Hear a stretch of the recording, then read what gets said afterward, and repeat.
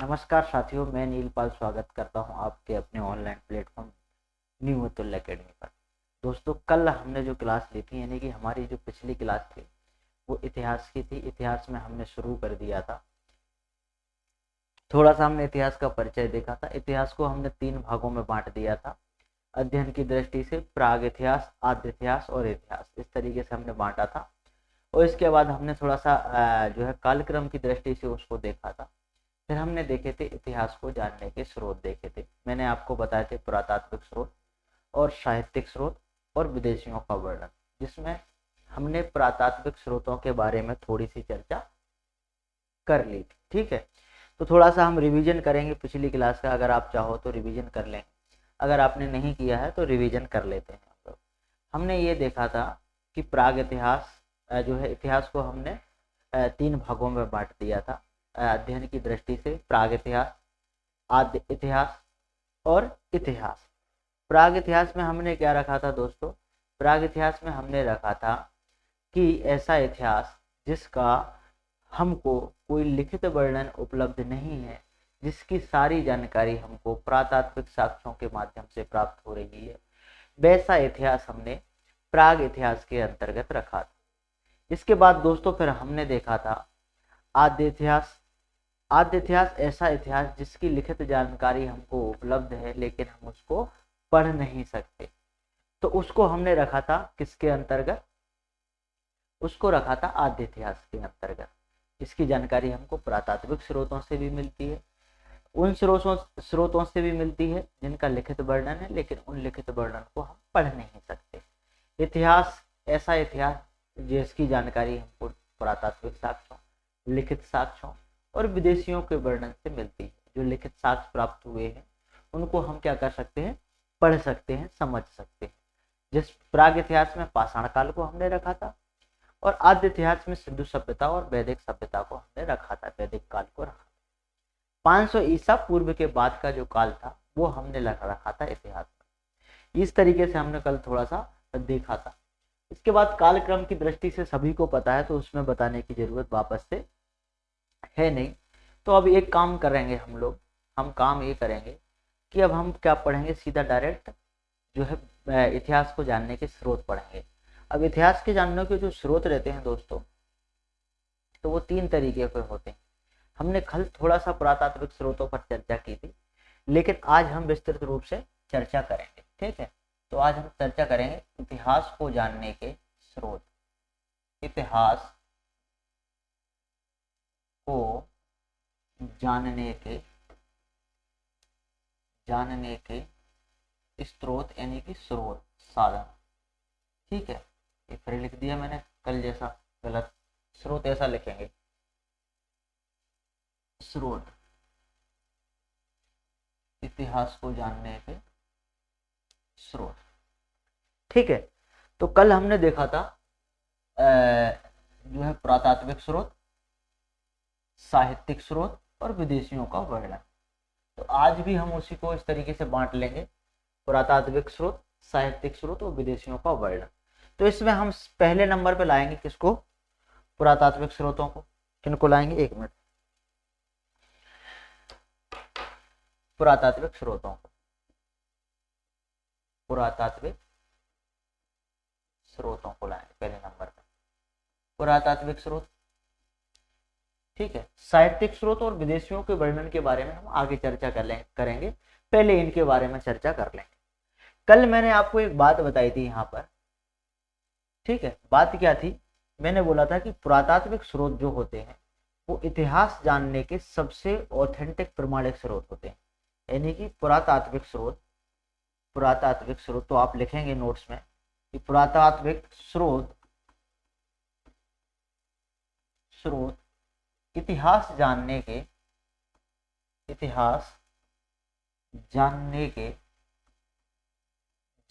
के सबसे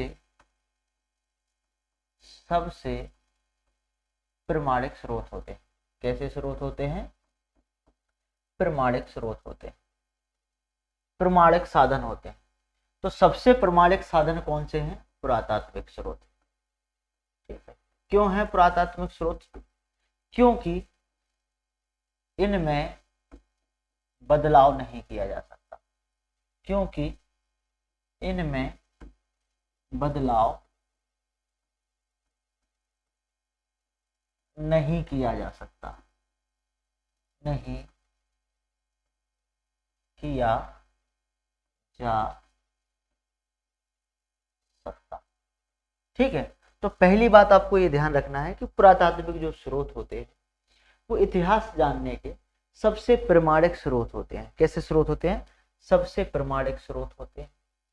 क्यों होते हैं? क्योंकि इनमें बदलाव नहीं किया जा सकता, इनमें चेंजेस नहीं किए जा सकते, इसीलिए सबसे प्रमाणिक स्रोत होते हैं। सर साहित्यिक स्रोत क्यों जो है प्रमाणिक स्रोत नहीं होते? देखिए, साहित्य किसी शासक के शासन काल में लिखा जाता है, किसी राजा के संरक्षण में रह करके कोई कवि या इतिहासकार इतिहास को लिखता है, तो जाहिर सी बात है अगर जो उसको वेतन दे रहा होगा वो उससे जो है प्रभावित रहेगा, उसके बारे में जो चीजें रहेंगी, गलत चीजों को वो इतिहास लिखते समय वो गलत चीजों को अंकित नहीं करेगा, उन चीजों से बचने का प्रयास करेगा इतिहासकार या कवि। तो आप देखेंगे कि साहित्यिक स्रोतों में या फिर वो पूर्वाग्रह से ग्रसित होता है तो किसी शासक के प्रति या तो बढ़िया चीजें लिख देता है या फिर नकारात्मक चीजें लिख देता है। तो कहीं ऐसा माना जाता है कि जो साहित्यिक स्रोत होते हैं वो इतिहास जानने के स्रोत तो होते हैं, लेकिन उतने बढ़िया नहीं होते जितने कि पुरातात्विक स्रोत होते हैं। तो पुरातात्विक स्रोतों के बारे में लिखेंगे हम, इतिहास जानने के सबसे प्रमाणिक स्रोत होते हैं क्योंकि इनमें बदलाव नहीं किया जा सकता। ये बात हमने उस दिन भी देखी थी। अब मैंने बताया था आपको कि पुरातत्व विभाग हमारा जो रहता है वो दो तरीके से खुदाई करवाता है। दो तरीके से कैसे खुदाई करवाता है? एक तो क्षैतिज खुदाई करवाता है, एक लंबवत खुदाई करवाता है। क्षैतिज खुदाई में परेशानी ये आ जाती है कि अगर कोई सभ्यता हमको मिल रही है, जैसे कि क्षैतिज खुदाई चल रही है, ऐसे अगर कोई सभ्यता मिल रही है लेकिन यहाँ पर क्या आ गया, यहाँ पर जो है जंगल वगैरह आ गया, ठीक है, या फिर बस्ती आ गई, या फिर क्या आ गई, बस्ती आ गई, या कोई शहर गांव आ गया, तो अगर ये सारी चीजें आ जाती हैं तो परेशानी आती है कि आगे खुदाई नहीं हो पाती है। मान लीजिए कि कोई जंगल में कोई संरक्षित क्षेत्र आ गया, कोई संरक्षित क्षेत्र है तो संरक्षित क्षेत्र में खुदाई फिर नहीं हो सकती है। तो आप देखें कि ये परेशानी आती है क्षैतिज खुदाई में। जब पुरातत्व विभाग जब क्षैतिज खुदाई करवाता है तो ये परेशानियां का सामना पुरातत्व विभाग के लोगों को करना पड़ता है। इसके अलावा एक लंबवत खुदाई होती है, इस तरीके से नीचे की तरफ होती है, इसको बोलते हैं लंबवत खुदाई। लंबवत खुदाई इसमें क्या होता है सर? तो लंबवत खुदाई में होता ये है कि लंबवत खुदाई में इसमें क्या होता है, पानी निकल आता है, ज्यादा नीचे तक खोदते हुए जाएंगे आप तो नीचे पानी निकल आएगा। इसीलिए आप देखेंगे कि इसमें समस्या जो है पुरातत्व विभाग के सदस्यों को, जो कर्मचारियों को करनी पड़ती है जब किसी सभ्यता या स्थल की खुदाई करते हैं। तो अब हम देखेंगे, मैंने आपको बताया था स्तर क्रम विन्यास के बारे में हम चर्चा कर चुके हैं। अब पुरातात्विक साक्ष्यों से हमको जानकारी क्या मिलती है? क्या देखेंगे हम? जानकारी। पुरातात्विक साक्ष्यों से जानकारी क्या मिलेगी इसके बारे में हम बाद में देखेंगे। पहले हम देखेंगे कि इन पुरातात्विक साक्ष्यों के अंतर्गत आता क्या क्या है। माफी चाहें, पहले हम देखेंगे क्या इन पुरातात्विक साक्ष्यों के अंतर्गत आता क्या क्या है। तो पुरातात्विक साक्ष्यों के अंतर्गत यानी कि पुरातात्विक साक्ष्यों के अंतर्गत क्या आएगा, यहाँ पे लिखेंगे हम, इस तरीके से लिखेंगे क्या, पुरातात्विक साक्ष्य, पुरातात्विक साक्ष्य यानी कि पुरातात्विक स्रोत लिखेंगे। अब इनके अंतर्गत क्या क्या आएंगे इनके बारे में देखेंगे, फिर हम आगे बढ़ेंगे। ठीक है, इसमें देखेंगे हम, इसके अंतर्गत आएंगे क्या, अभिलेख आ जाएंगे। क्या आएंगे? अभिलेख पुरातात्विक स्रोतों के अंतर्गत ही आते हैं। तो पहले आएंगे क्या, अभिलेख, फिर आएंगे क्या, सिक्के, फिर आएंगे क्या, स्मारक, स्मारक मंदिर जो भी है, ये सब किस में आएंगे, पुरातात्विक स्रोतों में आएंगे, मंदिर। इसके अलावा मंदिरों के अलावा इसके अलावा गुफाएं, गुफाएं, चित्रकला, ठीक है, मूर्तिकला, मूर्तिकला इसी में आ जाएगी, मृद भांड आ जाएंगे,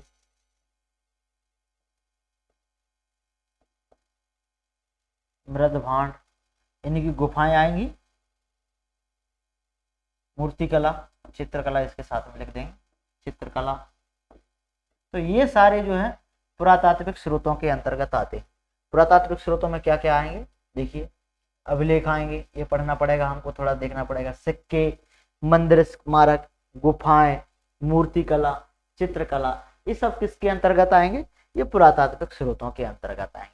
अब हम एक एक करके अध्ययन करेंगे, हम थोड़ा सा अभिलेखों के बारे में जानेंगे, अभिलेखों से कैसे इतिहास के बारे में जानकारी मिलती है इसके बारे में जानेंगे, इसके बाद हम सिक्कों के बारे में जानेंगे, इसके बाद मंदिर स्मारक, फिर गुफाएं, मूर्तिकला, मृदभांड कला, इन सब के बारे में थोड़ा थोड़ा सा हम जानने का प्रयास करेंगे। तो सबसे पहले क्या लिखे थे, अभिलेख। तो सबसे पहले क्या थे हमारे पास, अभिलेख। तो यहाँ पर हेडिंग डाल लेते हैं हम, क्या पहले जो स्रोत है हमारे पुरातात्विक स्रोत वो है अभिलेख। तो पहले पुरातात्विक स्रोत है अभिलेख। अभिलेखों से क्या जानकारी मिलेगी हमको, अभिलेखों से हमको क्या जानकारी मिलेगी, पहले बताइए। तो सबसे पहली बार तो ये है कि अभिलेख सबसे पहले जो गढ़वाए थे भारत में वो सम्राट अशोक ने गढ़वाए थे। किसने गढ़वाए थे, सबसे पहली बार जो है अभिलेख सम्राट अशोक ने गढ़वाए थे। सबसे पहली बार, सबसे पहली बार अभिलेख किसने गढ़वाए, सम्राट अशोक ने, सम्राट अशोक ने अभिलेख गढ़वाए। तो सम्राट अशोक ने सबसे पहली बार ये अभिलेख गढ़वाए। अभिलेख मित्रों दो तरीके के होते हैं, ठीक है, कितने प्रकार के होते हैं, दो प्रकार के होते हैं। एक होते हैं, आप देखेंगे कि दो प्रकार के, इस तरीके से बांट लेंगे हम यहाँ पर, अभिलेख दो प्रकार के होते हैं, ठीक है, दो प्रकार के कौन से, पाषाण अभिलेख, एक होते हैं कैसे अभिलेख, पाषाण अभिलेख, और दूसरे होते हैं ताम्र अभिलेख। कैसे होते हैं, पाषाण अभिलेख, और दूसरे होते हैं क्या, ताम्र अभिलेख। ये जो पाषाण अभिलेख होते हैं मित्रों, ये जो पाषाण अभिलेख होते हैं, पाषाण अभिलेखों की विशेषता क्या है कि ये जो है, इनसे जो जानकारी मिलती है वो प्रशासनिक अधिकारियों के बारे में मिलती है और राजाओं द्वारा गढ़वाए जाते हैं। तो किसके बारे में जानकारी मिलती है, प्रशासनिक अधिकारियों से संबंधित होते हैं, प्रशासनिक अधिकारियों से संबंधित, ठीक है। किसके द्वारा गढ़वाए जाते हैं, सम्राटों द्वारा गढ़वाए जाते हैं, है ना। तो दो तरीके के अभिलेख होते हैं, कौन कौन से, पाषाण अभिलेख होते हैं, एक ताम्र अभिलेख होते हैं। पाषाण अभिलेख का संबंध किससे रहता है, प्रशासनिक अधिकारियों से संबंधित रहते हैं, ठीक है। कहाँ ले जाऊं, ठीक है, अच्छा पेन इधर आ जाएगी, इसको देख लेते हैं थोड़ा सा। तो जो पाषाण अभिलेख रहते हैं ये प्रशासनिक अधिकारियों से संबंधित रहते हैं, प्रशासनिक अधिकारियों से, जबकि सम्राटों द्वारा इनको गढ़वाया जाता है। जबकि ताम्र अभिलेख जो रहते हैं, जो ताम्र अभिलेख रहते हैं, ये जो होते हैं ये भूमि अनुदान से संबंधित होते हैं। किससे, भूमि अनुदान से संबंधित, ठीक है, भूमि अनुदान, ठीक है। तो भूमि अनुदान से संबंधित होते हैं। कौन से अभिलेख होते हैं, ये होते हैं आपके, जो है ये कहाँ चला गया भैया, हाँ ये ठीक है, तो ये होते हैं ताम्र अभिलेख। एकदम क्लियर है। अब आगे की तरफ चलते हैं कि इन अभिलेखों से जानकारी क्या मिलती है, क्या जानकारियां मिलती हैं अभिलेखों से। सबसे पहले हमने अभिलेख देखे। अभिलेख सबसे पहली बार किसने, सम्राट अशोक ने गढ़वाए थे। अभिलेख दो तरीके के होते हैं, एक पाषाण अभिलेख और एक ताम्र अभिलेख। पाषाण अभिलेख प्रशासनिक अधिकारियों से संबंधित होते हैं, जबकि ताम्र अभिलेख होते हैं भूमि अनुदान से संबंधित, ठीक है। तो ये सारी जो है, इस तरीके से आप देखेंगे अभिलेखों को दो भागों में हमने बांटा। अब अभिलेखों से जो जानकारी मिलती है थोड़ा सा उसके बारे में देखेंगे, देखने का प्रयास करेंगे, ठीक है। ये क्या हो गया भैया, इसको यहाँ से हटा दें, हट गया भाई, चलिए तो अब हम देखेंगे कि अभिलेखों से जानकारी क्या मिल रही है। यहाँ देखेंगे अभिलेखों से क्या जानकारी मिलेगी। अभिलेखों से जो जानकारी मिलेगी हमको, अभिलेखों से जो हमको जानकारी मिलेगी वो किस प्रकार की जानकारी होगी। तो देखिए कि जहां जहां अभिलेख मिलेंगे, जिस जिस एरिया में मिलेंगे, तो उस राजा के राज्य क्षेत्र का भी हमको पता चलेगा। तो हमको राजा के राज्य क्षेत्र का पता चलेगा। तो जैसे एक हम यहाँ पर नक्शा बनाते हैं, इस तरीके से मैं थोड़ा सा बना देता हूँ, अगर आपको समझ में आएगा प्रयास करूंगा, मैं कोशिश करूंगा प्रयास समझाने का। जैसे हमारा भारत का नक्शा है, ठीक है, इस तरीके से बना दिया मैंने, बन गया, चलिए ठीक है। अब ये हमारा भारत है, यहाँ पर बढ़िया दिख रहा है, हाँ अच्छा दिख रहा है। तो जैसे कि अब जो अभिलेख मिले हैं अशोक के अभिलेख, सबसे पहली बार किसने गढ़वाए, अशोक ने गढ़वाए। तो अशोक के अभिलेख जहां जहां मिलेंगे तो उस बात से ये पता चलेगा कि अशोक का साम्राज्य वहां वहां तक था। जैसे कि बांग्लादेश में अशोक का एक अभिलेख मिला है, महास्थान अभिलेख। कौन सा अभिलेख मिला है, महास्थान अभिलेख। महास्थान अभिलेख कहां पर है, बांग्लादेश में। यहां से अभिलेख मिला है, तो इसका मतलब ये हुआ, इसका अर्थ हुआ कि जो है अशोक की सीमा यानी कि अशोक के साम्राज्य का विस्तार बांग्लादेश तक भी था। आई बात समझ में। और यह आपसे प्री से प्रश्न पूछ लिया जाएगा कि महास्थान अभिलेख कहां पर है, तो महास्थान अभिलेख जो है वो है बांग्लादेश। इसके अलावा इधर से इधर मिले हैं, जैसे कि शहबाजगढ़ी और मानसेरा, ये उत्तर पश्चिम से मिले हैं। शहबाजगढ़ी, शहबाजगढ़ी और मानसेरा ये उत्तर पश्चिम से मिले हैं, ठीक है। सारेकुना ये अफगानिस्तान से मिला है, सारेकुना ये अफगानिस्तान से मिला है। इसका अर्थ ये हुआ कि सम्राट अशोक का जो राज्य क्षेत्र था वो अफगानिस्तान तक भी विस्तृत था। यहां से मिला है जूनागढ़ अभिलेख, या फिर इधर से सौराष्ट्र में भी अभिलेख मिले हैं, तो गुजरात में भी अभिलेख मिले हैं, ठीक है। इसके अलावा यहाँ नेट्टूर उदयगोलन, नेट्टूर उदयगोलन, इसका मतलब ये हुआ कि ये जो अभिलेख जहां जहां से मिल रहे हैं वहां वहां तक हमारे जो है सम्राट अशोक की सीमा रही होगी। तो सबसे पहली लाइन निकल के आती है कि जानकारी में सबसे पहली लाइन लिखेंगे हम कि अभिलेखों से जो जानकारी मिलेगी, जानकारी जो मिलेगी, तो पहली जानकारी क्या रहेगी, किसी राजा के या शासक के राज्य क्षेत्र की जानकारी, राज्य क्षेत्र की जानकारी मिलेगी कि उसका क्षेत्र कहां कहां तक जो है विस्तृत था। ये जानकारी मिलेगी हमको किससे, पुरातात्विक साक्ष्यों से मिलेगी। आगे बात समझ में, पुरातात्विक साक्ष्यों में किससे, अभिलेखों से जानकारी मिलेगी। किससे पढ़ रहे हैं हम, अभिलेखों से। इसके अलावा और क्या जानकारी मिलेगी, भाषा एवं लिपि की जानकारी मिलेगी, भाषा एवं लिपि की जानकारी।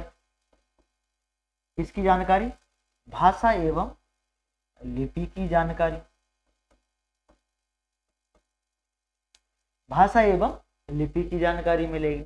कैसे, अगर अशोक ने अभिलेख गढ़वाया, जैसे कि सारेकुना और शहबाजगढ़ी अभिलेख हैं अशोक के। अशोक के जो भारत में अभिलेख मिले हैं वो मिले हैं कौन सी लिपि में, ब्राह्मी लिपि में मिले। कौन सी लिपि में, ब्राह्मी लिपि में, यानी कि उसमें कौन सी लिपि का प्रयोग किया गया है, ब्राह्मी लिपि का प्रयोग किया है। इससे इस बात का पता चल रहा है कि अशोक के जो अभिलेख हैं जहां जहां भारत में मिले हैं तो भारत में ब्राह्मी लिपि का प्रचलन था।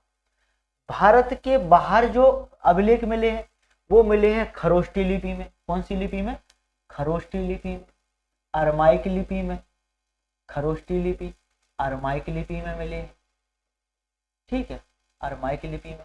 ये जो अभिलेख हैं ये खरोष्टी और अरमाइक लिपि के अभिलेख हैं। इसका मतलब ये है कि हमको भाषा और लिपि की जानकारी भी उपलब्ध होगी किससे, अभिलेखों के माध्यम। आ गई बात समझ में। तो हम देखेंगे कि अभिलेख सबसे पहले किसने गढ़वाए थे, तो सम्राट अशोक ने गढ़वाए थे। अभिलेख जो है कितने प्रकार के होते हैं, दो प्रकार के होते हैं, पाषाण अभिलेख और ताम्र अभिलेख। ताम्र अभिलेख, पाषाण अभिलेख राजकीय अधिकारियों से, प्रशासनिक अधिकारियों से संबंध रखते हैं, जबकि जो ताम्र अभिलेख होते हैं वो भूमि अनुदान से संबंधित होते हैं, ठीक है। इसके अलावा हमने ये देखा कि जानकारी किसी राजा के राज्य क्षेत्र के बारे में जानकारी मिलेगी, भाषा एवं लिपि के बारे में जानकारी मिलेगी। इसके अलावा और क्या जानकारी मिलेगी, और बताइए आप मुझे। इसके अलावा जो तात्कालिक समय में जो राजा है या शासक है वो अभिलेखों के माध्यम से अपनी जनता को संबोधित करेगा। तो जो अभिलेखों पर क्या लिखता है, जैसे कि अशोक ने अपने अभिलेखों के माध्यम से जनता को भी संबोधित किया, उसकी धार्मिक नीतियों के बारे में भी बताया, यानी कि धर्म के बारे में भी जानकारी मिलेगी। किसके बारे में, धर्म के बारे में। राजा कौन से धर्म को मान रहा है इस बात की भी सूचना मिलेगी। इसके अलावा प्रशासनिक अधिकारियों के बारे में जानकारी मिलेगी। किसके बारे में, प्रशासनिक अधिकारियों के बारे में जानकारी मिलेगी। युद्ध नीतियों के बारे में जानकारी मिलेगी। जैसे चंद्रगुप्त मौर्य का अभिलेख है, कौन सा, समुद्रगुप्त का अभिलेख है, माफी चाहूंगा, समुद्रगुप्त का अभिलेख है प्रयाग प्रशस्ति अभिलेख। उससे समुद्रगुप्त की नीतियों के बारे में पता चलता है। ठीक है, जैसे समुद्रगुप्त के प्रयाग प्रशस्ति अभिलेख से, प्रयाग प्रशस्ति अभिलेख से युद्ध नीतियों का पता चलता है। युद्ध नीतियों का पता चलता है। ठीक है, तो एकदम बेसिक से पढ़ रहे हैं हम। ठीक है, लोग समझेंगे कि सर ये बेसिक से पढ़ा रहे हो, ये तो काम का नहीं है, तो ये शुरुआत है अभी हमारे इतिहास की, तो ये चीजें आपको पता होना चाहिए। तो इस तरीके से जानकारी, किसी राजा के राज्य क्षेत्र के बारे में जानकारी, भाषा व लिपि के बारे में जानकारी, धर्म के बारे में जानकारी, प्रशासनिक अधिकारियों के बारे में जानकारी, तो ये सारी जानकारियां मिलेंगी किसके माध्यम से, अभिलेखों के माध्यम से। इसीलिए अभिलेख भी इतिहास को जानने के सबसे बढ़िया स्रोतों में से एक कहे जाते हैं। आ गई बात समझ में। राज्य क्षेत्र के बारे में, जैसे कि अशोक के अभिलेख जहां जहां मिलेंगे हम पता लगा लेंगे कि अशोक ने फला फला फला फला जगह जो है शासन किया होगा, इसके साम्राज्य का इतना इतना विस्तार रहा होगा। ये बात समझ में आ गई। अब हम चलेंगे किसके पास, सिक्कों के बारे में देखेंगे। ठीक है, तो ये हमारे अभिलेख थे। अभिलेखों के बारे में हमने देखा कि सबसे पहले अभिलेख जो है अशोक ने गढ़वाए। अशोक ने जो है गढ़वाए। अभिलेख दो प्रकार के होते हैं, पाषाण अभिलेख और ताम्र अभिलेख। पाषाण अभिलेखों से प्रशासनिक अधिकारियों से की जानकारी, यानी कि प्रशासनिक अधिकारियों से संबंधित, जबकि ताम्र अभिलेख भूमि अनुदान से संबंधित होते हैं। ठीक है, इस तरीके से, और जानकारी तो मैंने आपको बताई दी कि ये फला इतनी इतनी जानकारी मिलती है। उसी प्रकार हम देखेंगे सिक्के। ठीक है, दूसरे नंबर पे क्या आते हैं, सिक्के। दूसरे नंबर पे क्या आएंगे, सिक्के। अगर मैं दोस्तों सिक्कों की बात करूं तो सिक्के जो है ये भी इतिहास को जानने के बढ़िया माध्यम होते हैं। सबसे पहली बार जो सिक्के चलवाए थे, सबसे पहली बार जो सिक्के चले थे वो चले थे आहत सिक्के। और हिंदी अवनों ने पहली बार, अगर माना जाए तो सिक्के चलवाए थे हिंदी अवनों ने, लेकिन सबसे पहले जो सिक्के आए थे वो आए थे आहत सिक्के। कौन से सिक्के, आहत सिक्के चले थे। ये रजत मुद्राएं हुआ करती थी दोस्तों, रजत यानी कि चांदी की मुद्राएं, तो रजत मुद्राएं हुआ करती थी ये। इन पर आप देखेंगे कि ये जो आहत सिक्के थे, अगर आपसे कभी पूछ लिया जाएगा प्रश्न कि सबसे पहली बार जो सिक्के चले थे उनको क्या कहा गया, तो बताएंगे कि सर उनको आहत सिक्के कहा गया। वो कौन सी धातु से निर्मित थी, तो बताएंगे कि सर ये रजत मुद्राएं थी, चांदी की धातु से निर्मित थी। इन पर आप देखेंगे कि पेड़, पहाड़ी, नदियां इत्यादि का चित्र अंकन हुआ करता था। इन पर किसी राजा की आकृति नहीं छपी होती थी। प्रारंभ में इन पे प्राकृतिक चीजों की, यानी कि प्राकृतिक संसार या प्राकृतिक सौंदर्य दिखाई देता। ठीक है, पहाड़, पेड़, नदियां, झरना इत्यादि सब छपा होता था। जैसे पीपल का पेड़ छप दिया, नदी का फोटो छाप दिया, पहाड़ी का फोटो छाप दिया, तो प्राकृतिक सौंदर्य दिखाई देता था जो आहत सिक्के थे उन पर। लेकिन राजा की आकृति के जो सिक्के चलवाए थे वो सबसे पहली बार हिंदी अवनों ने चलवाए थे। अगर देखा जाए कि डेमेट्रियस ने पहली बार राजा की आकृति के लेख युक्त सिक्के चलवाए थे, तो राजा की आकृति के लेख युक्त सिक्के किसने चलवाए? राजा की आकृति के लेख युक्त सिक्के, लेख युक्त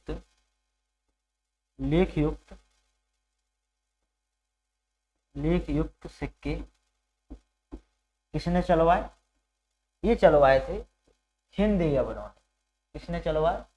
हिंद यावनों ने चलवाए। तो ये बात आपको विशेष रूप से ध्यान रखना है कि राजा की आकृति के जो है लेख युक्त सिक्के चलवाए थे किसने? हिंद यावनों ने चलवाए थे। अब हम देखेंगे कि सिक्कों से क्या जानकारी मिलती है हमको। अब हम क्या देखेंगे? सिक्कों से हमको जानकारी क्या प्राप्त होगी, जानकारी क्या मिलती है। जानकारी सेम चीजें देखेंगे जानकारी में, वही जैसी कि हमको अभिलेखों से मिलती है, लगभग समान है। कुछ और आगे देखेंगे, जैसे कि जहां जहां पर एक जैसे सिक्के पाए जाएंगे, जैसे भारत है, मैंने यहाँ पे भारत बनाया था, अगर यहाँ तक जाएंगे आप, यहाँ तक जाएंगे, इधर ऐसे ऐसे ऐसे ऐसे ऐसे इधर आएंगे तो इधर आपको गांधी जी की फोटो छपे नोट मिलेगी। जैसे ही भारत से बाहर जाएंगे हम तो हमको उधर जिन्ना की फोटो लगे हुए नोट मिलने लग जाएंगे। तो इसका मतलब ये हुआ कि जहां जहां तक हमको गांधी जी की फोटो लगे नोट मिलेंगे वहां वहां तक भारत की सीमा है। तो हम ये देखेंगे किसी राज्य क्षेत्र की सीमा का पता चलेगा, राज्य क्षेत्र की सीमा निर्धारण करेंगे, राज्य क्षेत्र की यानी कि राज्य क्षेत्र के बारे में पता चलेगा। ठीक है, इसके अलावा उन सिक्कों पर क्या लिखा होगा? कुछ तो लिखा होगा, कौन सी भाषा, यानी कि तिथि भी अंकन होगा, भाषा या लिपि का पता चलेगा, भाषा कौन सी भाषा में लिखे गए, भाषा की जानकारी मिलेगी। तिथि क्रम भी अंकित होता है सिक्कों पर, क्या अंकित होता है? तिथि क्रम भी अंकित होता है, तिथि क्रम अंकित होता है। इससे हमको ये पता चलेगा कि राजा का कार्यकाल क्या था, राजा का कार्यकाल के बारे में पता चलेगा। जैसे कि हमारे सिक्कों पर लिखा होता है कि ये सिक्के फला समय पे चले हुए थे, तो उन पर जो तिथि क्रम अंकित होता है तो उससे राजा के कार्यकाल के बारे में पता चलेगा।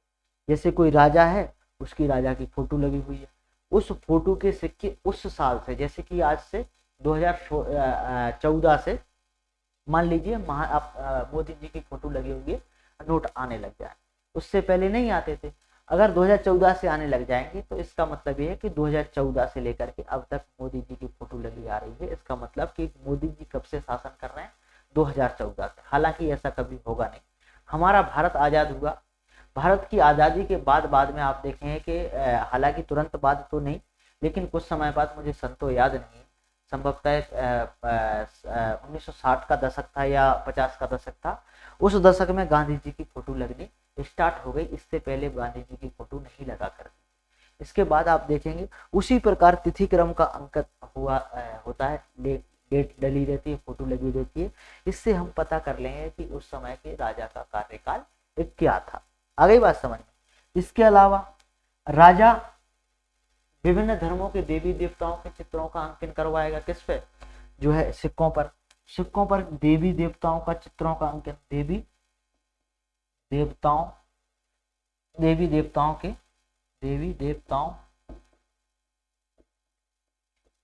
के चित्रों का अंकन।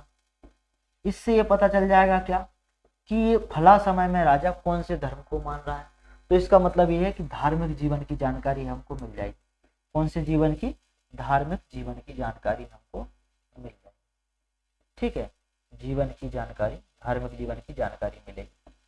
जैसे कि अगर कोई राजा है, उसके समय में किसी धर्म विशेष के जो है देवी या देवताओं की, ठीक है, फोटो छाप देता है वो, तो इसका मतलब ये है कि वो फलाना राजा फलाने धर्म से संबंधित जो है, फलाने धर्म से प्रभावित रहा होगा। इसके अलावा और क्या जानकारी मिलती है? तो और सिक्कों से जो जानकारी मिलेगी, अर्थव्यवस्था की स्थिति की जानकारी मिलेगी। क्या जानकारी मिलेगी? अर्थव्यवस्था की स्थिति की जानकारी मिलेगी। अगर किसी राज्य से जो है तांबे के सिक्के मिलते हैं तो इसका मतलब यह है बड़ी मात्रा में अगर तांबे के सिक्के मिले हैं तो वहाँ की अर्थव्यवस्था काफी संपन्न अर्थव्यवस्था। अगर आप बोलेंगे कि सर सोने के सिक्के मिलेगी अगर किसी अर्थव्यवस्था में तो वो संपन्न होगी कि तांबे वाली, तो तांबे वाली संपन्न होगी, सोने वाली उतनी ज्यादा अर्थव्यवस्था संपन्न नहीं होगी। क्यों? क्योंकि दोस्तों जितनी छोटी मुद्रा होती है उतनी ही अधिक वो क्या होती है, गतिशील होती है, उतनी ही चलायमान होती है, और बड़ी मुद्रा जो है चलायमान नहीं होती है। जैसे अगर आपके पास 2000 का नोट है तो आप दोस्तों दिन भर घूमते रहेंगे, उस 2000 के नोट से चाय नहीं पी सकते, तो उसका उस नोट का अर्थव्यवस्था में कोई दिन भर में योगदान हुआ क्या? नहीं हुआ। लेकिन वहीं आपके पास 10 का नोट होगा और 20 का नोट हो गया, 50 का नोट होगा, तो वो आपके पास जाएगा, आप 10 रुपए के नोट से चाय पियोगे, तो चाय वाला दूसरे को देगा वो नोट चेंज के रूप में, तो वो वहां गया, उसके बाद फिर वो वापस चाय पिएगा, कुछ और लेगा। तो इसका मतलब ये है कि जितनी छोटी मुद्रा होगी उतनी ज्यादा चलायमान होगी, उतना ही उसका अर्थव्यवस्था में अधिक योगदान होगा। बड़ी मुद्रा का योगदान उतना ज्यादा नहीं होता है। इसके अलावा अगर किसी राज्य में यानी कि किसी शासन काल में मिलावटी सिक्के मिल रहे हैं तो इसका मतलब ये है कि वहाँ की जो अर्थव्यवस्था है वो पतन की ओर जा रही है, यानी मिलावटी सिक्के पतन का सूचक माने जाते हैं। एकदम क्लियर है? तो अर्थव्यवस्था की स्थिति के बारे में भी हमको पता चलेगा किससे? सिक्कों से। इसके अलावा कला के बारे में पता चलेगा, ठीक है, कौन सी धातु का प्रयोग, धातु कला के बारे में पता चलेगा, धातु कला के बारे में पता चलेगा, धातु कौन सी ज्यादा है उसके बारे में हमको जानकारी मिलेगी किससे? सिक्कों से। आ गई बात समझ में? तो ये थे दोस्तों हमारे सिक्के। हमने पढ़े क्या? अभिलेख पढ़े, फिर पढ़े सिक्के। इसके बाद अब आगे की तरफ बढ़ेंगे हम। आगे जैसे कि मंदिर स्मारक शैलियां, ठीक है, मंदिर स्मारक, तो मंदिर स्थापत्य की शैलियां, जैसे मंदिर स्थापत्य देखा था इसमें, जैसे कि उत्तर भारत है, उत्तर भारत में जो मंदिर निर्माण कला की जो शैली है वो कौन सी शैली है? ठीक है, नागर शैली है। जैसे हमारा उत्तर भारत है, ठीक है, बना देते हैं ऐसा जो भी आपको समझ में आए। उत्तर भारत में कौन सी शैली के मंदिर बनाए जाएंगे? नागर शैली के मंदिर बनाए जाएंगे, बनते हैं नागर शैली। मध्य भारत में बीच में वेसर शैली के मंदिर, कौन सी शैली के मंदिर? वेसर शैली के मंदिर। जबकि दक्षिण भारत में द्रविड़ शैली के मंदिर बनते हैं, द्रविड़ शैली के मंदिर बनते हैं। तो आप देखेंगे कि नागर शैली, वेसर शैली, द्रविड़ शैली, यानी कि स्थापत्य की शैलियों का भी हमको ज्ञान होता है किससे? स्थापत्य की शैलियों का ज्ञान भी हमको प्राप्त होता है किस बात से? जो है स्थापत्य से, मंदिर कला, स्थापत्य कला से। जैसे कि उत्तर भारत के मंदिर नागर शैली से बने हुए हैं, बीच वाले मंदिर जैसे सूर्य का कोणार्क मंदिर वेसर शैली से बना हुआ है, नीचे के जितने मंदिर हैं वो सब द्रविड़ शैली से बने हुए हैं। तो मंदिरों से भी हमको जो है इतिहास जानने की जानकारी तो प्राप्त होती है। इसके अलावा चित्रकला, मूर्तिकला, इन सब से भी हमको जो है इतिहास को जानने की जानकारी प्राप्त होती है। जैसे मूर्ति कला में सबसे पहले जो है उत्तर भारत में जो मूर्तियां बनाएंगे वो कौन सी कला में बनाएंगे? मथुरा कला में बनाएंगे और गांधार कला में बनाएंगे। जबकि दक्षिण में जो है कौन सी शैली में बनाएंगे? अमरावती शैली में बनाएंगे। उत्तर भारत की कौन सी? गांधार शैली और मथुरा कला शैली में बनाएंगे। जबकि दक्षिण की मूर्तियां अमरावती शैली में। इसके अलावा अमरावती में जो है नटराज की मूर्तियां बनी हुई थी, चोल काल में नटराज की बड़े पैमाने पर मूर्तियां बनी। तो मूर्ति कला का से भी जो है इतिहास को जानने की जानकारी प्राप्त होती है। इसके बाद लास्ट जो हमारा फैक्ट आता था वो था मृदभांड, वो था मृदभांड। मृदभांड का अर्थ होता है, मृदभांड का अर्थ होता है मिट्टी के बर्तन। क्या होता है? मिट्टी के बर्तन, मिट्टी के बर्तन, ठीक है। तो मिट्टी के जो बर्तन है ये सबसे पहली बार बनना शुरू हुए कब? नवपाषाण काल में। कब? नवपाषाण काल में। नवपाषाण काल में सबसे पहले जो है मृदभांड कला का विकास हुआ, यानी कि मिट्टी के बर्तन सबसे पहले कब बने? ये बने आपने कब? नवपाषाण काल में।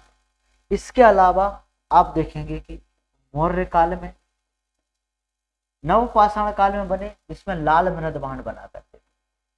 ठीक है, नवपाषाण काल के बाद मौर्य काल में जो मृदभांड बने, ये बने उत्तरी काले पोलिस वाले मृदभांड। तो ये जो मृदभांड बने, ये बने कौन से? मौर्य काल में, उत्तरी काले पॉलिश वाले मृदभांड, नॉर्थ ब्लैक पेंटेड वेयर। तो NBPW का विकास कब हुआ? नॉर्थ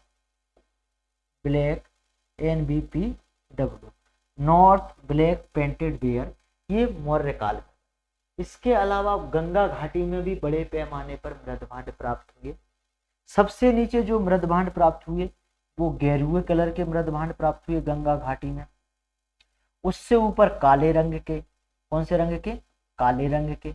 उनके ऊपर लाल रंग के, ठीक है, लाल रंग के जो है मृदभांड प्राप्त हुए हैं। तो मृदभांडों से भी हमको इतिहास को जानने की जानकारी प्राप्त हो रही है।